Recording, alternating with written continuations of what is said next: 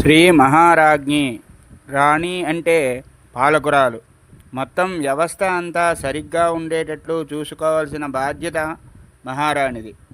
రాణి అని చెప్పవచ్చుగా, మహారాణి అని చెప్పడంలో ఉద్దేశం ఈవిడికి పైన మరొక పాలకురాలు లేరు.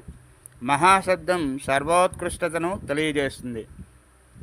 ఈవిడే అన్నింటికీ పైన ఉన్నది. శ్రీ మహారాజ్ఞి అనగా రెండవదైన ఏనజాతాని జీవంతి, ఎవరు ఈ సృష్టి అంతా పెరగడానికి ఉండడానికి కారణమో అనగా స్థితికారిణి.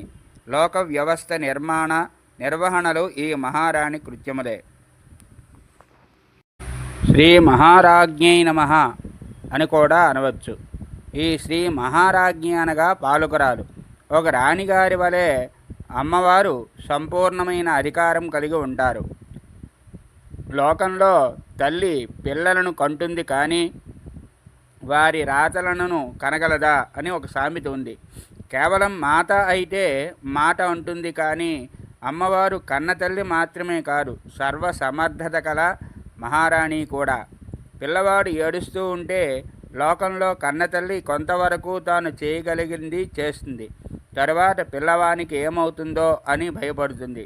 అమ్మవారు అలాంటి తల్లి కాదు, ఏమైనా చేయగలిగే తల్లి. సంపూర్ణమైన అధికారం ఆవిడకు ఉంది. అధికారం చేతనే పాలన చేస్తున్నది. ఆ తల్లిని మించిన రాణి లేదు. అమ్మవారు సర్వానికి పాలకురాలు. మహారాజ్ఞి ఇందులో ఉన్న బీజాక్షరాలు పరిశీలిస్తే ఈ నామం ఈ కారంతో పూర్తవుతుంది. శ్రీమాత, శ్రీమాత, శ్రీ మహారాజ్ఞి, శ్రీమత్సింహాసనేశ్వరి. శ్రీకి నాదం కలిపితే శ్రీంకారం అనే బీజాక్షరం అవుతుంది.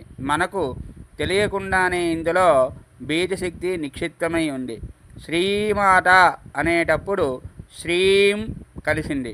శ్రీ మహారాజ్ఞి, శ్రీమత్ సింహాసనేశ్వరి అన్నప్పుడు కూడా శ్రీం ఉంది. మాలో ఉంది. మొదటి శ్లోకపాదం అన్నప్పుడు మనకు తెలియకుండానే 3 సార్లు శ్రీం బీజం పలుకుతున్నాం. ఈ తల్లే ముగురమ్మల మూలపుటమ్మ. అందుకే శ్రీంలో 3 ఉన్నాయి. శ్రీతో వచ్చే నామాలు 3 ఉన్నాయి. శ్రీకారం లక్ష్మి, సరస్వతి, దుర్గలు ముగ్గురికి సరిపోతుంది. శ్రీ మహారాజ్ఞిలో ఎక్కువ బీజశక్తి నిక్షిప్తమై ఉన్నది. శ్రీం, ఆహ 3 ఉన్నాయి. ఇక్కడ మాతృకావర్ణ శక్తి పెట్టారు. అక్షరాలలో మొదటిది, చివరిది హ. ఇది అమ్మవారి అద్భుతమైన విద్య. అహమిత్యేవ విభావయే భవానీం. ఇక్కడ అహం అంటే నేను అనే అర్థం కాదు. అహం అనే ఒక మహామంత్ర శక్తి. ఆ హ నాదం ఇస్తే హం అయింది. అహం శ్రీ అహ రాజ్ఞి, శ్రీ మహారాజ్ఞి. ఆ సృష్టి ఆది, హ దాని స్పందన శక్తి.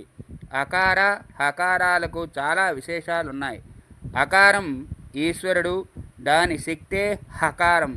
ఎవరైతే శ్రీయో అకార హకార రూపిణి అయిన సమస్త మాతృకావర్ణ రూపిణి అయిన ఉన్నదో అటువంటి రాణి. రేపు శ్రీమత్ సింహాసనేశ్వరి అనే దాని గురించి చెప్పుకుందాం. స్వస్తి.